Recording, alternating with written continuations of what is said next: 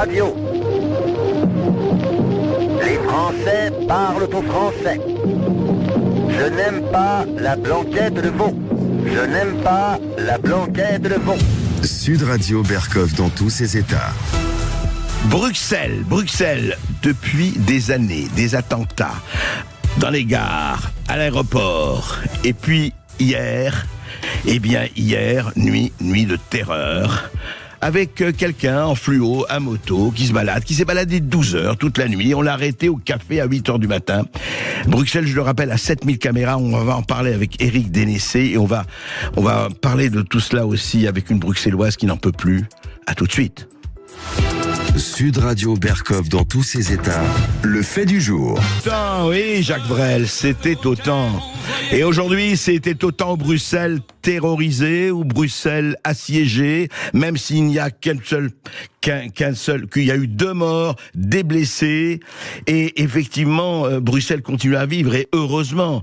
Mais enfin, ça devient une espèce de répétition morbide. Répétition générale de quoi? Bonjour Éric Dénessé. Bonjour. On a l'impression aujourd'hui, alors vous êtes directeur du Centre français de recherche sur le renseignement, on vous a reçu récemment et toujours avec plaisir sur ce qui se passe, mais on a l'impression que vraiment c'est une espèce de, je dirais presque d'histoire monotone si elle n'était pas aussi morbide et massacreuse. Enfin, encore une fois, juste, je rappelle, Tunisien de 45 ans qui a demandé l'asile à Belgique en novembre 2019, on le lui a refusé, il était connu des services de police pour des faits suspects de trafic d'êtres humains, etc. Voilà, demande d'asile rejetée en 2020. Eh bien, il a reçu une décision négative en octobre 2020. Il a disparu des radars peu après. Il n'a jamais été représenté par la police. En tout cas, la police n'a plus eu une nouvelle de lui. On a l'impression, Éric Dénessé, que c'est presque un schéma devenu classique. Oui, malheureusement, c'est assez classique et c'est assez cyclique. C'est ce que nous connaissons depuis plus d'une vingtaine d'années maintenant, avec des périodes très violentes et très actives en matière d'action terroriste, comme s'il y avait dans l'air du temps quelque chose qui pousse ces individus isolés à agir, et puis d'autres moments où les choses se calment. Et nous avons aujourd'hui, malheureusement, tous les signes qui nous permettent de dire que nous sommes dans une période de reprise d'activité très préoccupante. Oui, surtout qu'on sait qu'il y a eu, je ne sais pas si c'est lié, mais il y a eu, vous savez, le fameux discours de Khaled Meshal du Qatar, le chef du Hamas, qui disait vendredi, jour de colère, allez-y, révoltez-vous dans le monde entier, etc., etc. Alors, est-ce que c'est lié? On n'en sait rien, mais comment expliquons, c'est vrai qu'on a eu nous aussi ça avec les frères Kouachi, mais comment expliquer que dans cette ville, quand même, aujourd'hui on est un peu sur le qui-vive, cette personne a été à moto, à fluo, avec bien armé, lourdement armé, a circulé pendant 12 heures, a été filmé au fur et à mesure par un certain nombre de gens qui postaient leurs vidéos évidemment sur Internet, sur les réseaux, et puis qui a été arrêté au café où il s'était arrêté à 8 heures du matin. Ça aussi, normal, classique? Oui, alors d'une certaine manière, oui, parce que systématiquement les terroristes sont toujours arrêtés. On l'a vu à Arras aussi, ils étaient en plus identifiés, comme c'est le cas dans les 2 situations préalablement, mais tant qu'ils n'avaient pas commis d'activité criminelle, ils ne pouvaient pas être interpellés. Ouais. Et puis ça traduit aussi quelque chose, ça traduit d'une certaine manière la bêtise du terroriste qui s'arrête pour prendre un café en dehors de sa cruauté, puisqu'il a assassiné lâchement 2 voire 3 personnes. Absolument. Alors, dites-moi juste, à votre avis, parce que c'était la Suède, parce que c'est 3 Suédois, enfin 2 qu'il a assassinés, un autre qu'il a grièvement blessé. On ne sait pas si c'était voulu ou pas par rapport à la Suède, mais en fait, il a eu le temps quand même, comme vous le savez, de faire des vidéos. Avant, il a dit voilà, je suis l'État islamique, Daesh, je suis là. Enfin, il a aussi discours, hélas, classique. Je suis là pour défendre les musulmans et voilà, passer à l'acte, etc. Enfin, il a posté. Tout ça a été quand même très organisé, même si c'est à titre individuel. Oui, je pense que l'enquête montrera que, comme dans le cas d'Arras, on a un individu qui s'est radicalisé soit via Internet, soit via les réseaux sociaux, soit via des individus. Mais ça s'inscrit quand même dans un mouvement plus large. Regardez, on entend peu parler d'Al-Qaïda et Daesh depuis quelque temps. Oui. Ce qui ne veut pas dire que ces 2 mouvements-là ne préparent pas quelque chose dans le silence, même si leur activité s'est réduite. Al-Qaïda a frappé il y a une quinzaine de jours en Syrie, où plus de 150 personnes ont été tuées. D'ailleurs, personne en Occident n'a apporter le moindre soutien à cet attentat terroriste. Oui, c'est vrai. On en a très peu parlé, sinon pas du tout. Et bien, c'est tout à fait anormal. Et donc aujourd'hui, il y a aussi les événements de Gaza qui font que finalement tous les islamistes radicaux vont s'abreuver sur un certain nombre de sites qui poussent à l'action contre l'Occident, soit directement parce qu'on brûle des Corans en Suède, soit parce qu'une nouvelle loi sur l'immigration va être discutée en France, soit parce que l'Occident soutient Israël dans l'affaire de Gaza. Ouais. Donc effectivement, c'est un peu table ouverte, comme on dit, open bar pour tout cela. Juste, Eric Dénessé, je sais qu'il n'y a pas de réponse, sinon ça serait de réponse collective. Mais qu'est-ce qu'on peut faire? Qu'est-ce qu'on fait par rapport à ça? Parce que on a l'impression quand même d'assister, effectivement, soit en sidération, soit passivement, soit en essayant de trouver ou des excuses, ou etc., ou peut-être. Et est-ce que parce que les gouvernements se sont pris, je vais dire en main, parce que ces directives, juste un mot, par rapport aux directives européennes et par rapport aux directives nationales. Alors vous allez me dire, l'immigration n'est pas le terrorisme, et heureusement, mais enfin il y a quand même quelques rapports. Cet assassin, ce Tunisien de 45 ans, il n'est pas venu de nulle part, il a suivi la filière. On peut faire quelque chose où en fait on dira à chaque fois, bon, il faut se prémunir, faire attention, etc. Non, je pense que malheureusement les services de renseignement intérieur sont parfaitement vigilants sur le sujet. Tout le monde plaide pour un durcissement des conditions d'attribution du droit d'asile, mais également d'accueil des réfugiés. Bien sûr, le problème, c'est que ça vient heurter de plein fouet nos valeurs éthiques qui ont tendance, bien sûr, à vouloir aider les plus démunis et ceux qui souffrent. Mais le problème, c'est que nous n'avons pas le filtre qui nous permet de détecter à l'entrée ceux qui sont des vrais terroristes et surtout ceux qui finalement n'étaient pas des terroristes et qui, une fois en France ou en Belgique d'ailleurs, pour des raisons diverses et variées, soit parce qu'ils se radicalisent dans le milieu dans lequel ils se trouvent, soit parce qu'ils ne sont pas satisfaits des conditions d'accueil, soit parce qu'on ne leur donne pas le droit d'asile, se mettent à passer à l'action. Et ça, c'est un vrai drame et ça nuit bien sûr à l'immigration dans sa totalité, mais on ne peut pas le nier, c'est une réalité. C'est une réalité, Eric Dénessé. Ce qui est quand même assez parlant, c'est que vous avez parlé d'Al-Qaïda en Syrie, effectivement, mais par exemple, on n'a pas entendu de ce genre un attentat. Alors on le fait en Europe, etc.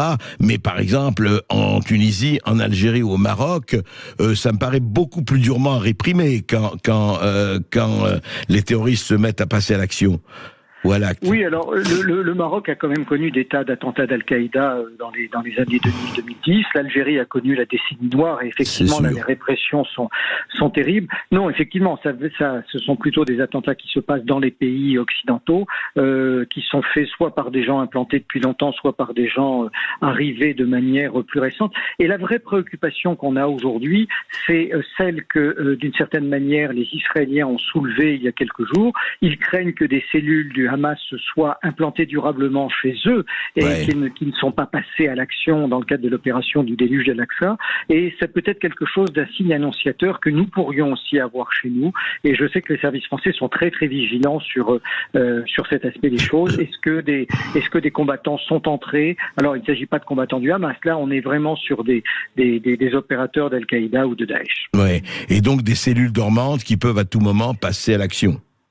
Voilà, alors il y a une vigilance qui est indéniable, mais l'ampleur malheureusement des réfugiés, l'absence de contrôle, l'absence d'expulsion, parce que malheureusement la grande majorité des expulsions ne sont pas faites, eh bien nous rapproche de plus en plus de ce type de problème.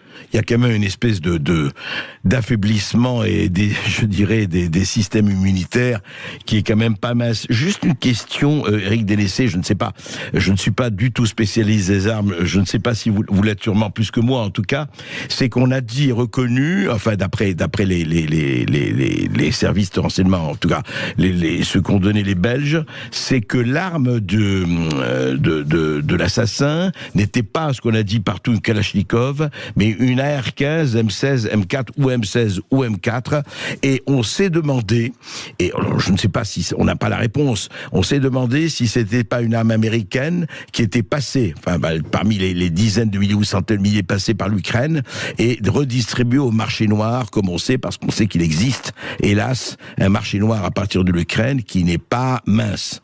Alors c'est un risque évident. On sait de manière extrêmement argumentée que 25% des armes livrées à l'Ukraine sont parties dans le marché noir.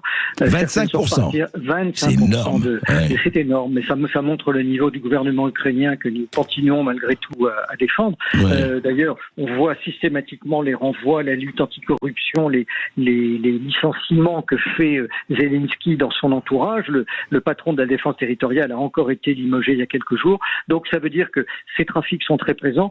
Une arme américaine, elle peut venir bien sûr d'Ukraine, ce qui est le plus plausible, mais elle peut venir d'Afghanistan où les Américains ont laissé des stocks d'armes considérables qu'ont récupéré Daesh et les talibans. Puis ça peut venir aussi des Balkans où dans lesquels il y a énormément de trafic. Donc voilà, il faut avoir le numéro de série de l'arme pour être sûr de... Bien sûr.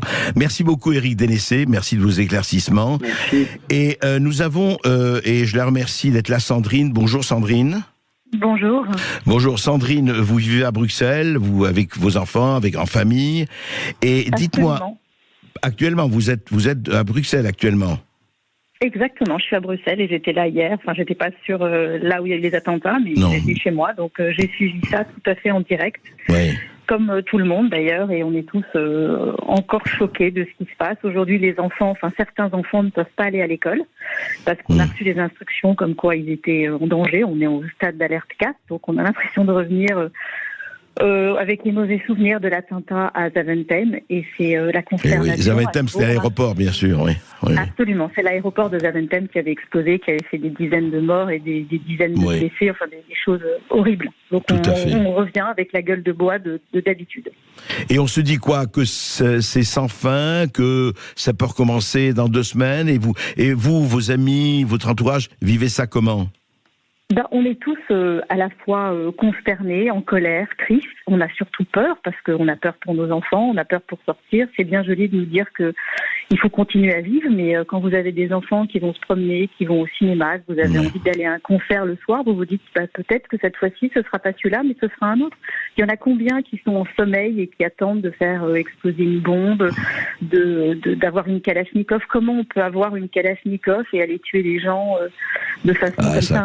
Et comment un type qui est fiché, qui est connu des services de police est là alors qu'il était connu pour trafic d'êtres humains? Comment ce type-là peut être en circulation et pouvoir avoir accès à une Kalachnikov? Mais comment c'est possible? Donc ce que vous vous dites, Sandrine, c'est quand même votre gouvernement, les gens ne réagissent pas assez, il y a une espèce de laisser-aller Je ne sais pas s'ils ne réagissent pas assez. Ce qui est certain, c'est qu'en tout cas, les résultats ne sont pas à la hauteur de ce qui se passe dans la rue et qu'on a peur, et que c'est pas comme si c'était la première fois qu'on était face à des attaques. Bien sûr. Je pense qu'ils sont très très au fait qu'il y a quand même des gens qui sommeillent et qui n'attendent qu'une chose, c'est d'agir et de tuer pour le plaisir de tuer. Donc bon, après, qu'est-ce qu'on fait? Est-ce qu'on attend? Vous allez continuer à sortir? Vous allez continuer à sortir ou pas? Ou vous allez faire beaucoup plus attention?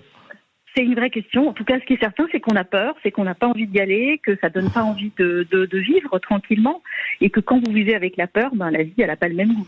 Et donc, on attend que les autorités réagissent et qu'il se passe quelque chose. Je suis sûre qu'ils font ce qu'ils peuvent, mais visiblement, soit il y a un manque de moyens, soit il y a un manque de concertation, mais il y a un manque de quelque chose. Ça, c'est certain. Merci beaucoup, Sandrine. Merci. Et puis, écoutez, on espère que vous allez en tout cas jamais céder, que personne ne cédera jamais. Espérons-le. Sud Radio Berkov dans tous ses états, midi 14h. André Berkov.